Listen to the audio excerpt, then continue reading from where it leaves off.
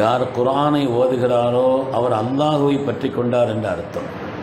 யார் குர்ஆனுடைய தொடர்பில் இருக்கிறாரோ அவர் ரப்பினுடைய தொடர்பில் இருக்கிறார்.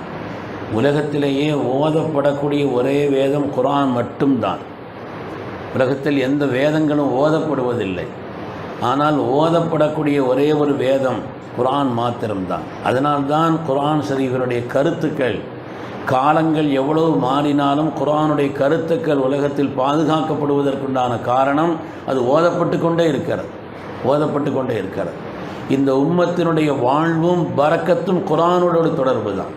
இந்த உம்மத்தினுடைய வாழ்வின் மேன்மையும் வாழ்வின் எல்லா பரக்கத்துகளுக்கும் காரணம் குர்ஆன் ஷரீஃப். அல்லாஹு தஆலா குர்ஆனிலே அறிமுகப்படுத்தும் பொழுது இது முபாரக்குன் பரக்கத்தானது என்று சொல்கிறார். வாழ்வினுடைய பரக்கத்திற்கு காரணம் என்பது தெரிகிறது.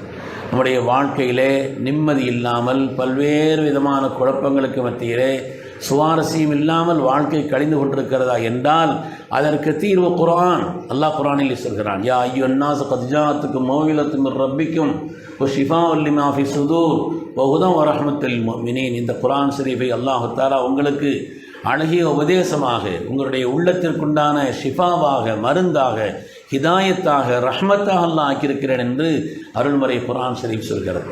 குர்ஆனிலேயே நமக்கு பயமுறுத்தக்கூடிய ஒரு ஆயத்து ஒன்று இருக்குது. நம்மை பயங்காட்டக்கூடிய ஒரு ஆயத்துன்னா குர்ஆன் ஷரீஃபில் யாசீனில் வருது, ஒமன் நுஅம்மிருஹு நுனக்கிசுஹு பில் ஹல்க். யாருக்கு வயசாகுதோ அவங்களுடைய வாழ்க்கையை அல்லாஹு தஆலா ஒரு திருப்பி அமைப்பான். சிறுபிராயத்தில் எப்படி ஒரு மனிதனுடைய வாழ்க்கையில் பலகீனமாக இருக்கிறானோ அது மாதிரி ஒரு மனிதனுக்கு வயது ஆக ஆக ஆக அந்த பலகீனம் திரும்ப வந்துடும். அல்லாஹ் குர்ஆனில் சொல்கிறான், 40 வயசான முதல்ல கண்ணை டெஸ்ட் பண்ணுங்கன்னு சொல்கிறான். அதுக்கு பிறகு பார்த்தா ஒவ்வொரு உடலாக பலகீனம் அடைந்து கொண்டே இருக்கிறது. உடலிலே முதுமை வர வர வர வர உடலில் பலகீனம் ஏற்படுகிறது.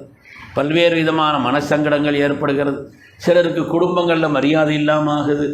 ஒரு நாளுக்கு இருந்த அதிகாரம் அவர்களை விட்டு செல்கிறது. காலங்களிலே இப்படிப்பட்ட ஒரு நிலைகளெல்லாம் ஏற்படுகிறது. இந்த வயோதிகத்திலேயும் கூட சில பேருக்கு மறதி ஆகிடுது. அவங்களுக்கு சில விஷயங்கள் மறந்து போயிடுது. மனிதனுடைய அறிவிலே பலகீனம் ஏற்படுகிறது. முதுமையிலே இதெல்லாம் வருகிறது என்று சொன்னாலும் கூட யார் குர்ஆனுடைய தொடர்பில் இருக்கிறார்களோ, குர்ஆனை நேமமாக ஓதிக்கொண்டிருக்கிறார்களோ, எவ்வளவு வயசானாலும் சரி அவங்களுடைய அறிவில் தெளிவு இருக்கும், அறிவில் தெளிச்சு இருக்கும். அதுக்கு எத்தனையோ வரலாறுகளும் நமக்கு சான்றுகளும் மார்க்கம் நமக்கு சொல்லி காண்பிக்கிறது. குர்ஆனில் அதிகமாக தொடர்புள்ளவங்க ஹலீஃபாக்கள்லேயே 4 ஹலீஃபாக்களில் அதற்கு உஸ்மானி கனி ரலியல்லாஹு அன்ஹு அவர்கள். குர்ஆனோடு அவங்களுக்குள்ள தொடர்பை உலகம் அறிந்தது. இந்த உலகத்தில் அவங்க இறந்தது கூட, ஷஹீதாக்கப்பட்டது கூட குர்ஆன் ஓதி கொண்டு இருக்கும் பொழுது தான். ஆனால் ஹலீஃபாக்கள்லே அதிகமான காலம் ஆட்சி செய்தவங்க அவங்க தான். அதற்கு உமர் ரலியல்லாஹு தஆலா போன்ற வீர தீர பெருமகனார் எடுக்க முடியாத அறிவையும் கூட சில காரியங்களையும் கூட அதற்கு உஸ்மானி கனி ரலியல்லாஹு தஆலா அவர்கள் தங்களுடைய பிந்திய காலகட்டத்தில் 80 வயதினுடைய அந்த நிலையில் இந்த உம்மத்தில் முதலாக கடற்படையை நியமித்தவர்கள் அவர்கள் மாத்திரம்தான். உமர் ரலியல்லாஹு தஆலா கூட கடலை பார்த்ததில்லை. கடலை பற்றி சொல்லும் பொழுது அப்படியா, அவ்வளோ பெரிய ஒரு அபாயமா, அதில் வேண்டான்ட்டாங்க. ஆனால் முதலாக தங்களுடைய பிந்திய காலகட்டத்தில் இந்த உம்மத்திற்குண்டான கடற்படையை நியமித்தது, அது மாதிரி மஸ்ஜிது நபவியை விஸ்தரித்தது, பல்வேறு விதமான ஆக்கப்பூர்வமான முடிவுகளை அதற்கு உஸ்மானி கனி ரலியல்லாஹு எடுத்தார் என்பது மாத்திரமல்ல, அவங்களுடைய பிந்திய காலகட்டத்தில் அறிவினுடைய ஒரு தெளிச்சியும் முதுமையினுடைய அந்த ஒரு நிலையிலே அனுபவம் கிடைத்து எந்த விதமான ஒரு நிலையிலே அறிவிலே குறைபாடுகள் இல்லாமல் ஒரு தெளிவான முடிவை எடுக்க முடிந்தது என்று சொன்னால் குர்ஆனுடைய தொடர்புன்னு சொல்கிறான்.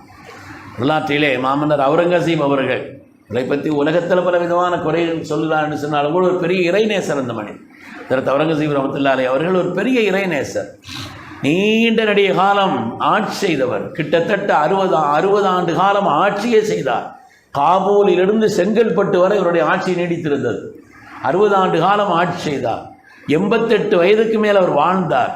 தங்களுடைய பிந்திய காலகட்டத்திலே பல்வேறு விதமான நல்ல முடிவுகளை தீட்சண்யமான அறிவோடு எடுத்தார் என்று பார்க்கிறோம்.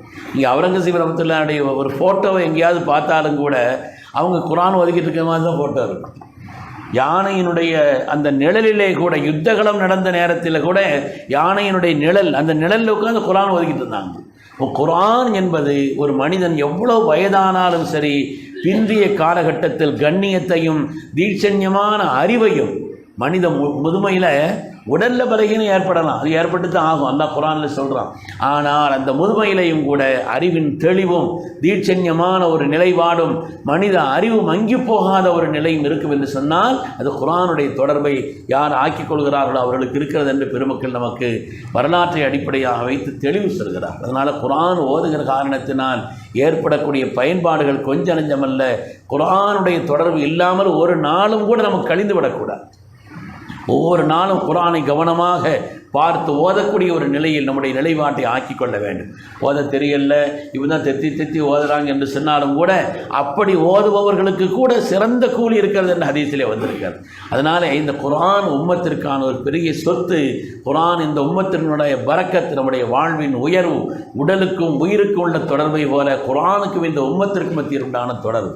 அதனாலே குர்ஆன் ஸல்லல்லாஹு பணிகளில் முதல் பணி அவங்களுக்கு அல்லாஹ் தஆலா குர்ஆன் ஷரீஃபிலே சொன்ன அல்லாஹ்வுடைய ரசூலின் பணிகளிலே முதல் பணி குர்ஆனை ஓதுவது என்று சொல்கிறார். அவர்கள் குர்ஆனை ஓதி காண்பிப்பார் என்று அல்லாஹ் தஆலா சொல்கிறார். அது குர்ஆன் என்பது ஒரு பெரிய பாரம்பரியம். அல்லாஹ்விடத்திலிருந்து ஜிப்ரீல் அலைஹிஸ்ஸலாம் வழியாக ஸல்லல்லாஹு அலைஹி வஸல்லம் சொல்லிக் கொடுக்கப்பட்டு அவர்கள் இந்த உம்மத்திற்கு சொல்லித் தந்து இன்று வரை நடைமுறையில் இருக்கக்கூடிய ஒரு புனிதமான பாரம்பரியம் குர்ஆனுடைய திலாவத் என்பது. அதனால் இந்த குர்ஆனை ஓதுவதை நம்முடைய வாழ்க்கையிலே நேமமாக ஆக்கிக் கொள்ள வேண்டும். அதை கொண்டு உலக ரீதியான எத்தனையோ பயன்பாடுகளும் மறுமை ரீதியான பயன்பாடுகளும் ஒரு ஹர்ஃபுக்கு ஒரு நன்மை என்று வருகிறது. அப்படிப்பட்ட உயர்ந்த ஒரு சிறந்த ஒரு உன்னதமானதாக அல்லாஹ் நமக்கு தந்த செல்வம் பொக்கிஷம் குர்ஆன் ஷரீஃப். நேமமாக அதை ஓதுவோம், குர்ஆனுடைய தொடர்பை அதிகப்படுத்துவோம்.